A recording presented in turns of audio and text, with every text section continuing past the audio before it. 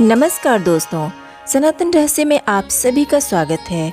तो आज मैं आपको भगवान शिव और उनके गले में लिपटे सर्प के रिश्ते के बारे में बताऊंगी। ध्यानपूर्वक सुने।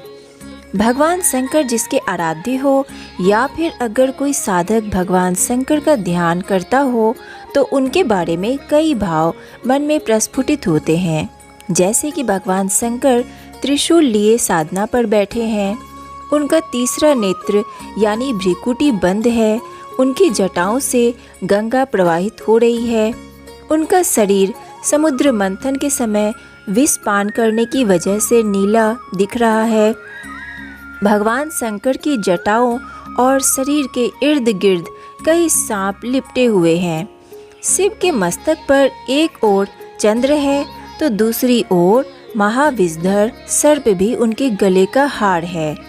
उनके परिवार में भूत प्रेत, नंदी, सिंह, सर्प, मयूर व मूषक सभी का संभाव देखने को मिलता है।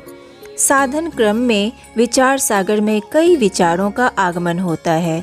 भगवान शंकर के बारे में कई कथा कहानियाँ पुराणों धार्मिक ग्रंथों में वर्णित है। उनसे जुड़ी कई कथाएं साधकों को उनसे जोड़े रखती है और साधकों के लिए वह प्रेरणादायी भी है। पौराणिक मान्यताओं में भगवान शंकर और सर्प का जुड़ाव गहरा है, तभी तो वह उनके शरीर से लिपटे रहते हैं।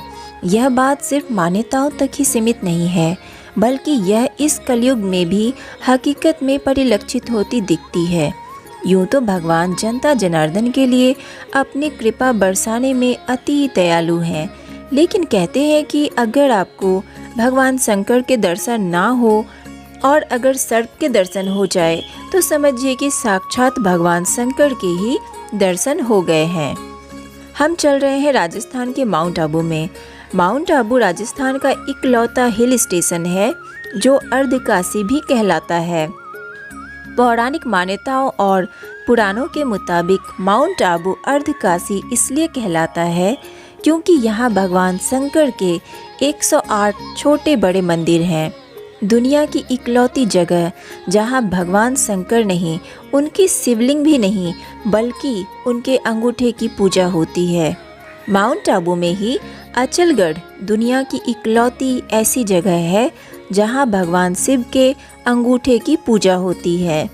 भगवान शिव के सभी मंदिरों में तो उनके शिवलिंग की पूजा होती है, लेकिन यहाँ भगवान शिव के अंगूठे की पूजा होती है।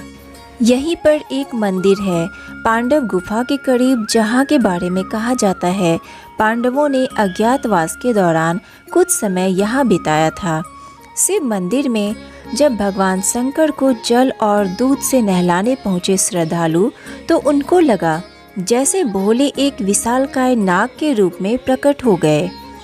मंदिर भोले की जयकारों से गूंज रही थी।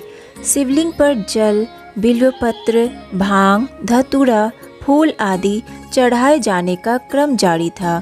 तभी एक विशालकाय सर्प ना जाने कहां से आकर शिवलिंग से लिपट गया। इस नाग का आकार लगभग 6 फीट का था। इस बीच कुछ लोगों ने डरते डरते शिवलिंग पर जल भी अर्पित किया, लेकिन नागराज कई घंटों तक शिवलिंग से लिपटे रहे। सावन का दूसरा सोमवार और शिवलिंग पर जल चढ़ाने का सिलसिला चलता रहा।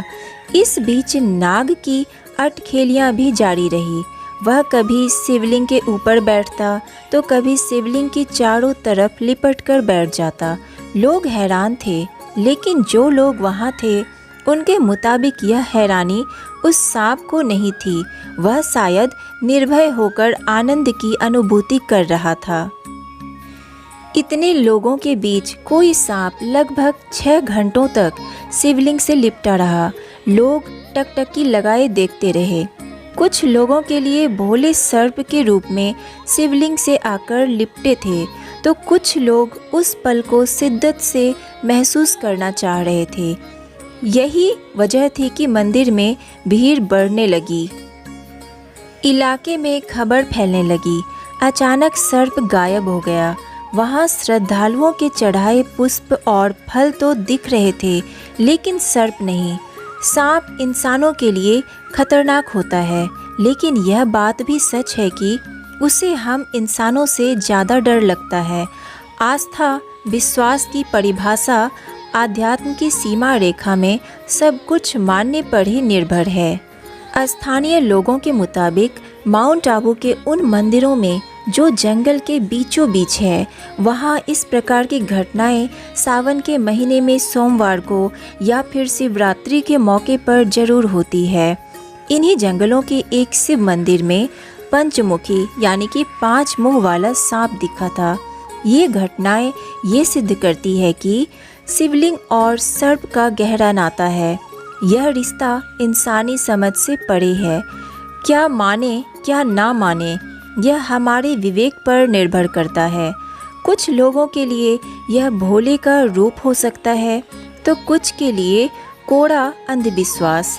लेकिन यह बात सोचने पर जरूर विवश करती है कि हजारों की भीड़ में एक सांप 6 घंटे तक शिवलिंग से कैसे लिपटा रहा, वह भी भोले के जयकारों और मंदिर में बजती घंटियों के बीच। तो आज के लिए बस इतना ही। वीडियो को लाइक कीजिए, सनातन रहस्य को सब्सक्राइब कीजिए और ज़्यादा से ज़्यादा शेयर कीजिए। राधे राधे।